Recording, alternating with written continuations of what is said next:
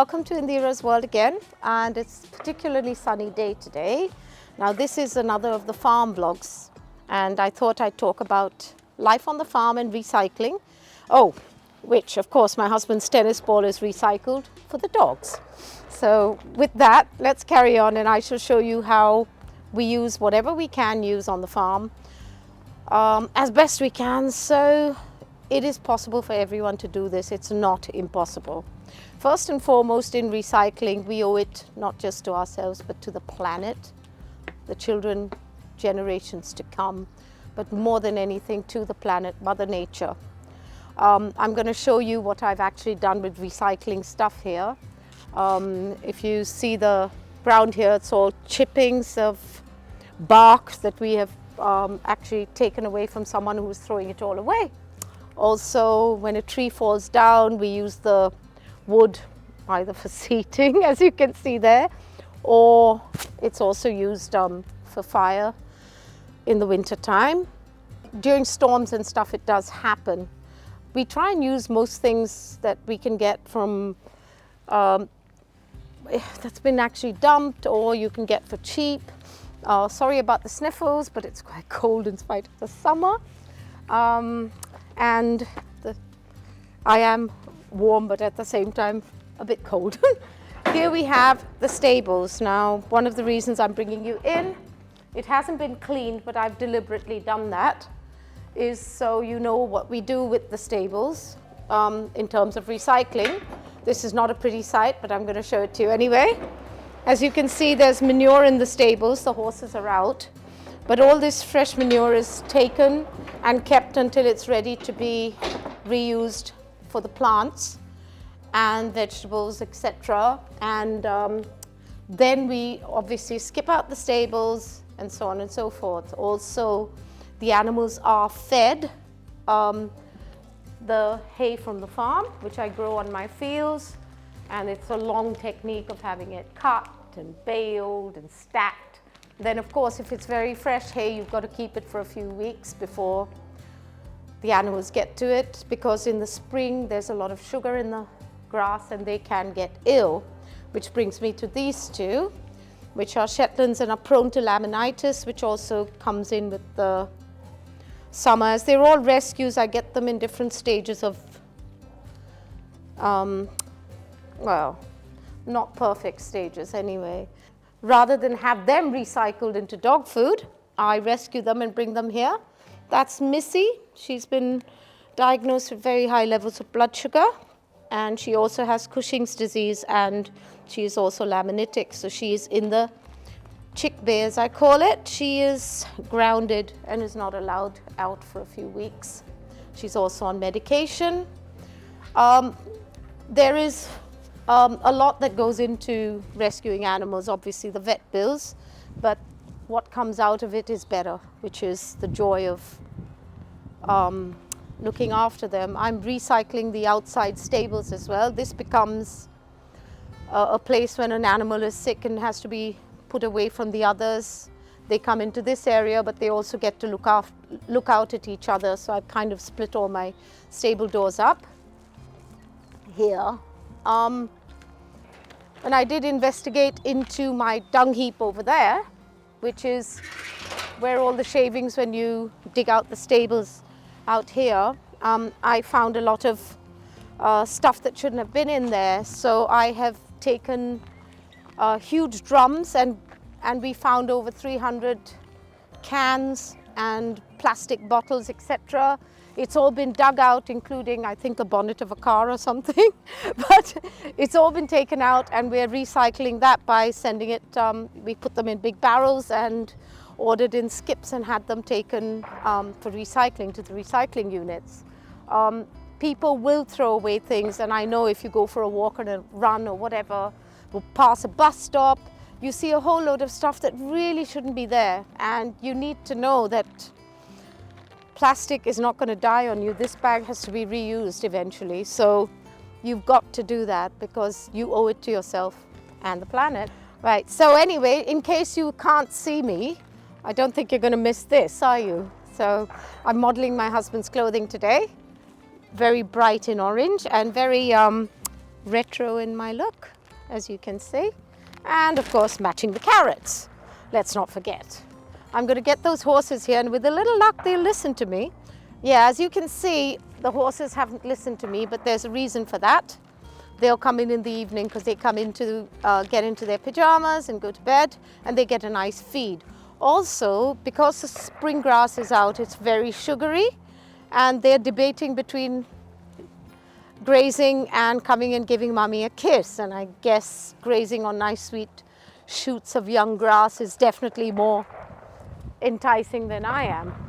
Here we go again. Everything is kind of put together and organized at most given times here. All these things are made from wood that we've managed to salvage from places.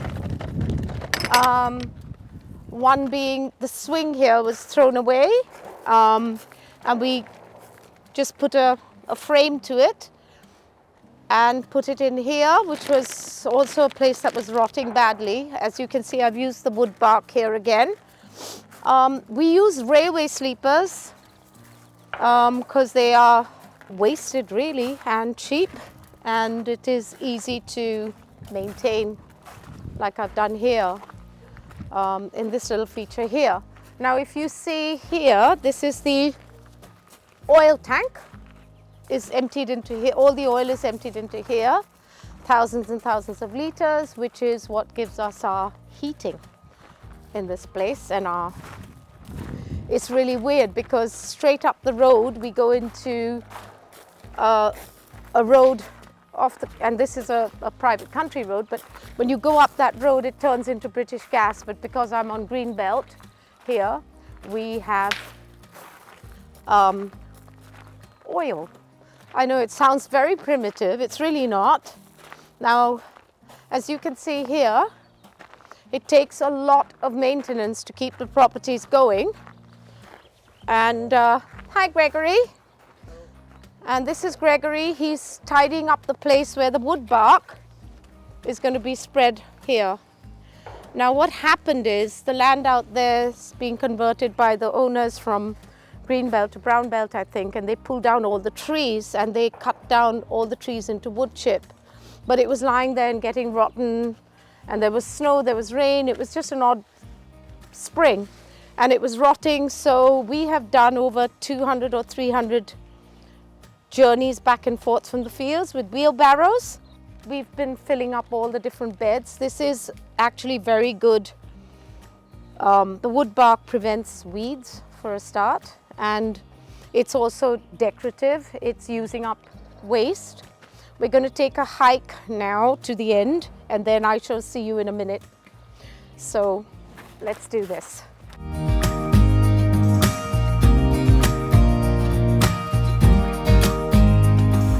Now this is my best buddy in the whole world, Paul.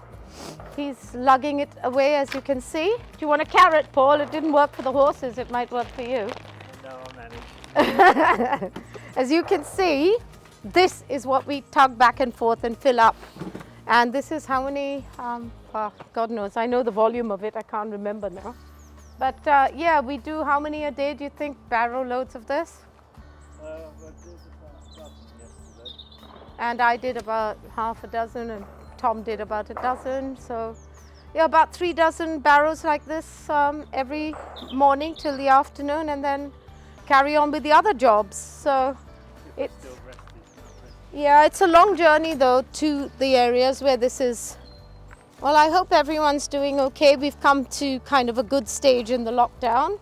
Things are opening, but hopefully people won't go absolutely mental. It's hard because I feel like, you know, I've reinvented myself. My music life has been kind of on hold, but now it's coming back in. I started my cookery YouTube shows, and you reinvent yourself to suit a situation, and then it starts changing. And I don't know how all of you feel about that, but going back to work, I know my husband was saying that people don't really want to come back to work because they're so used to working from home. And then there's another group that's so fed up of working at home. The lockdown has had its plus and minuses. In my case, I think I've enjoyed the time I've spent on the farm and with my family, and doing a lot of stuff I couldn't do when I was with the radio shows and everything, and with my TV and music. But I know that in terms of staying at home, a lot of things have changed a lot in the world. I mean, at the cost of sounding a bit negative, divorces have gone up, suicide rates have gone up, alcoholism has gone up, you know, and at the same time, there's been a baby boom and there are a lot of babies being born. I kind of use this as a very good time to reinvent myself, and I actually gave up alcohol 16 months ago completely, and decided that I had to focus on a new life. And you know, I've come to a stage in my life where I'm hoping to do everything in small compartments rather than large ones. Now this is where we go, and this is where we across there, and as you can see, the wood bark is all in little piles, and we take shovels, fill them in, cross down and go back, and it's about I think a little over a tenth of a mile back and forth each time. So it's a tenth of a mile going and coming, and so about 36 loads of that a day, and we've been doing it for a week. So that's been a pretty busy week for me. And in terms of my food, let me say it's helped a lot that I've had this YouTube channel, because my culinary skills have improved, and yes, it's quick food, as I always say, and healthy food. And you know, and this is all exercise.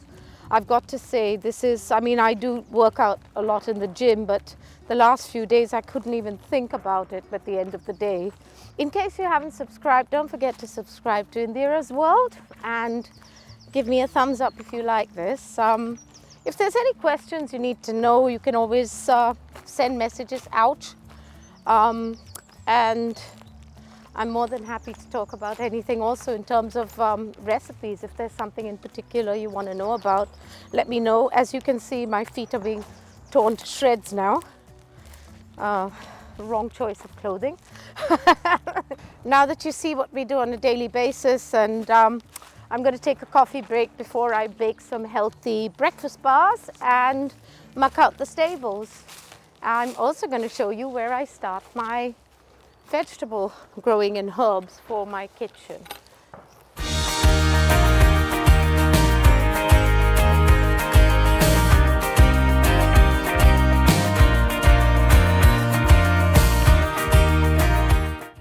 Well, I'm definitely looking forward to that coffee. Here I start all my little bits.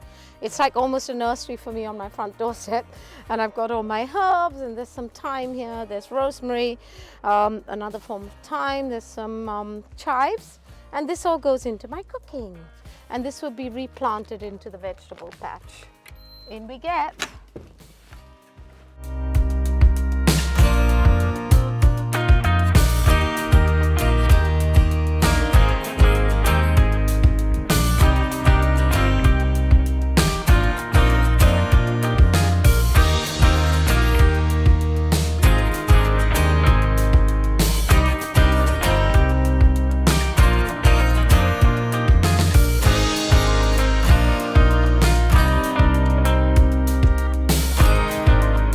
Well, that's pretty much how life goes on in the farm. Don't forget to recycle. I find the easiest way to do it is black for feeds, food of any kind, waste, and white for recycling matter. And I just have 2 different bin bags in 2 different areas. So it's the easiest way out, because otherwise it's very hard to tell people what to do all the time. On that note, don't forget to subscribe, and if you do enjoy this, give me a thumbs up. And remember, if there's any questions you need to ask, whether about food, dietary, exercise, or farm life, I think that covers it. See you next time. And yeah, so next week I thought we'd continue with this thing of recycling, except I'm going to be recycling what's in my fridge, what's in my cupboards, what's in the larder, and what's just generally like I've done here. I've recycled some food for tonight, for this afternoon salad. So I will see you later.